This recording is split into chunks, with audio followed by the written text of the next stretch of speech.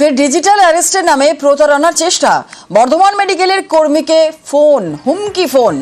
ফের ডিজিটাল অ্যারেস্টের নামে প্রতারণার চেষ্টা। বর্ধমান মেডিকেলের এক কর্মীকে হুমকি ফোন। মহারাষ্ট্রে গিয়ে জামিন নিতে হবে বলেও হুঁশিয়ারি।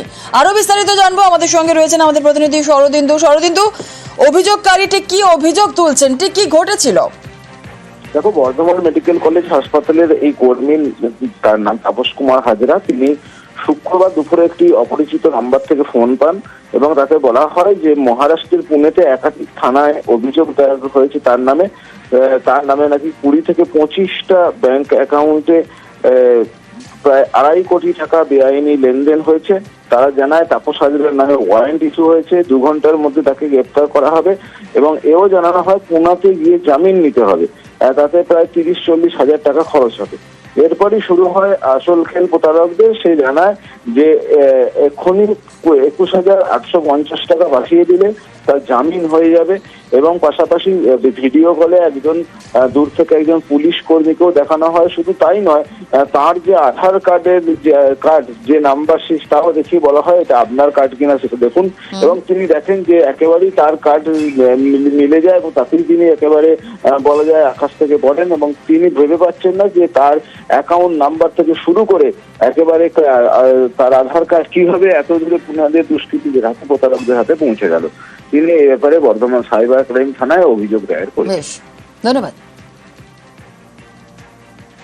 একটা আননোন নাম্বারে ফোন আসে, বলে যে পুনের আপনার 8-10 টাকা মতো অ্যাকাউন্ট চলছে, সেই অ্যাকাউন্টে 2.5 কোটি টাকার মতো ট্রানজ্যাকশন হয়েছে, আপনার নামে ওখানে অ্যারেস্ট ওয়ারেন্ট বেরিয়েছে, 21,850 টাকা দিলে আপনি জামিন হয়ে যাবে, তা নাহলে আপনাকে 2 ঘন্টার মধ্যে আমরা অ্যারেস্ট করবো। আধার কার্ডের সঙ্গে ওদের নাম্বার যেটা বললো সেটা মিলে যাওয়ার জন্য আমি একটু প্রথমে ঘাবড়ে যাই, বলে আমরা একটা নাম্বার দেবো, সেই নাম্বারে আপনি পাঠিয়ে দেবেন। প্রথমে এক পুলিশকে দেখালো, ছেলেরা তার সঙ্গে কন্ট্যাক্ট করে কথা বলে, তারপর থেকে সে সুইচ অফ করে দেয় এবং কিছু সে ডকুমেন্ট পাঠিয়েছিল আমাকে, যেগুলো এই নাম্বার, কেস নাম্বার, আপনার এই কাগজ পাঠাচ্ছি। ছেলের সঙ্গে কথা বলার পরই মিনিটের মধ্যেই সে সবগুলো ডিলিট হয়ে যায়। আমি পরে বুঝতে না এটা প্রতারণা খবরে আমি পড়েছি। হুমকি ফোনের প্রমাণ মেলেনি, জেলে বসে হুমকি ফোন শাহজাহানের। সাগরাদের ফোনে কল করে হুমকি। সরবেরিয়া রবীন মণ্ডলকে হুমকির অভিযোগ। তদন্তে ফোন কলের প্রমাণ পায়নি পুলিশ। সাগরাদের ফোনে আসা কল আত্মীয়দের। প্রাথমিক তদন্তে এমনই জানতে পেরেছে পুলিশ। এবার রবীন মণ্ডলকে জিজ্ঞাসাবাদ করতে পারে পুলিশ।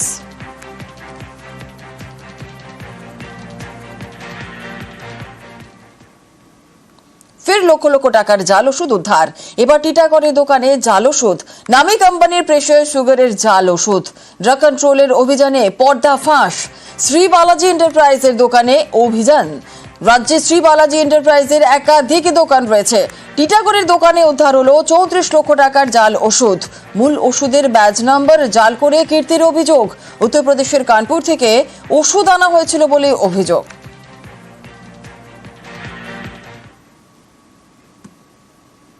ট্যাবের টাকা গায়েবে শাস্তি শুরু এবং ট্যাবের টাকা চুরিতে পদক্ষেপ শুরু রাজ্যের। 3 শিক্ষকের বিরুদ্ধে বিভাগীয় তদন্ত শুরু। বিভাগীয় তদন্ত প্রক্রিয়া মধ্যশিক্ষা পর্ষদের। 3 শিক্ষককে শোকজ মধ্যশিক্ষা পর্ষদের। ট্যাবের টাকা গায়েবে তদন্তে 3 নাম। পুলিশের রিপোর্টের ভিত্তিতে বিভাগীয় তদন্ত, আর বিভাগীয় তদন্তের নির্দেশ স্কুল শিক্ষা দফতরের।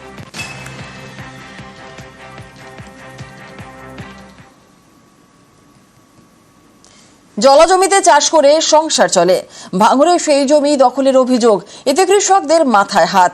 অভিযোগের আঙুল স্থানীয় তৃণমূল নেতার বিরুদ্ধে। তার মুখে কুলুপ।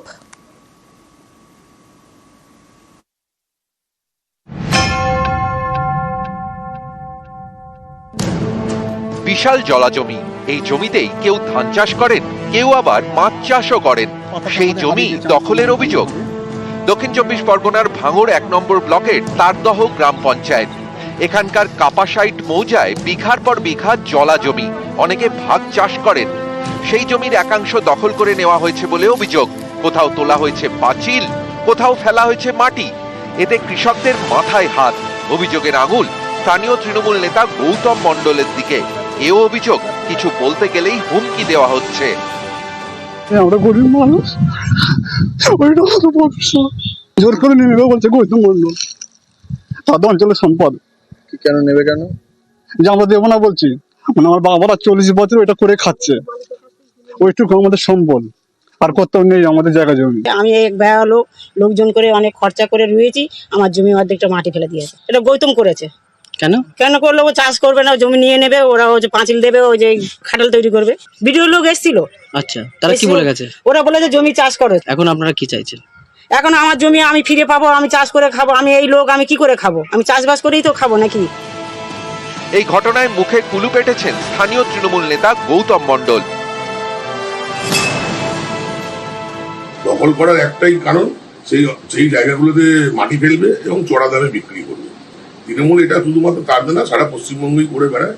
কিন্তু আমি এখনো বলছি এর সঙ্গে বিএলআরও এবং পুলিশ প্রশাসন যুক্ত আছে, তাহলে ওই জমির চরিত্র কি করে চেঞ্জ হয়। বারে বারে মানে ওয়েটল্যান্ড অথরিটিকে বলেছি, কিন্তু এ পর্যন্ত খুব বেশি কাজ হয়নি। যেখানে গরিব মানুষ বা ছোট কোনো 2 বিঘে 1 বিঘে জায়গা কিনছে, সেখানে তাদের উপরে মানে টর্চার হচ্ছে।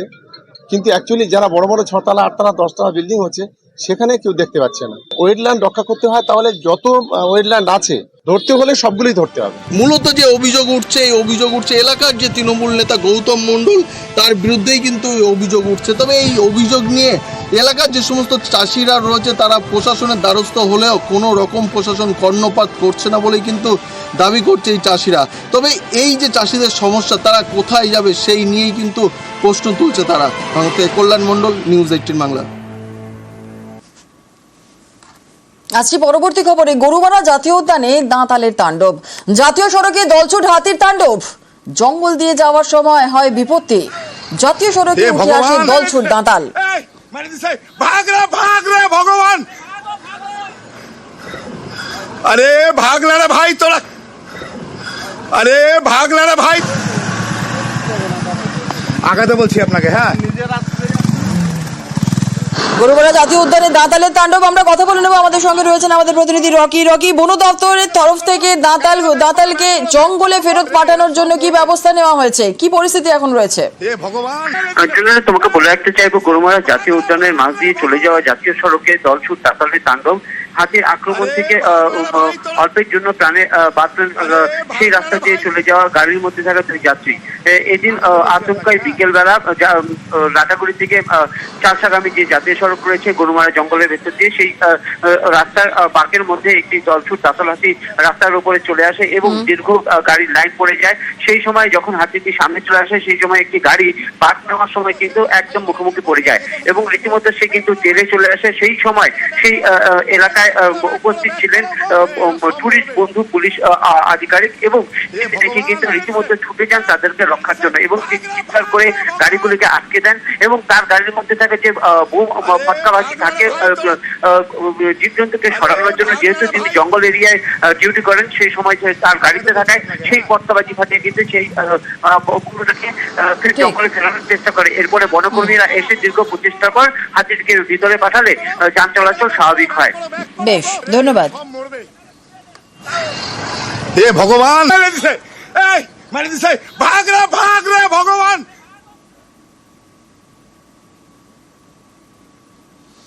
সঙ্গিনীকে পেতে লড়াই, আর সেই লড়াইয়ে হার। প্রেমে ব্যথা নিয়ে গরুমারা জাতীয় উদ্যান থেকে ডায়না নদী চরে গন্ডার। তাকে একা একা ঘোরাফেরা করতে দেখা যায় এবং অনুমান পরিবেশ প্রেমীদের। গন্ডারকে জঙ্গলে ফেরানোর চেষ্টা বন দফতরের।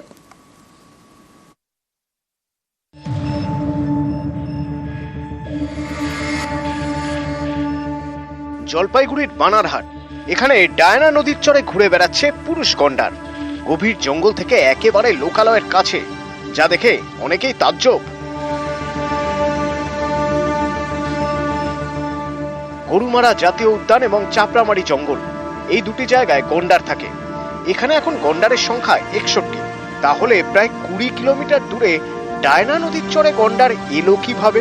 পরিবেশ প্রেমীদের একাংশ মনে করছেন সঙ্গিনীকে পেতে লড়াই হয় 2 গন্ডারের। সেই লড়াইয়ে হেরে গিয়ে একটি গন্ডার এলাকা ছাড়ে, গরুমারা জাতীয় উদ্যান ছেড়ে চলে আসে ডায়নার চরে।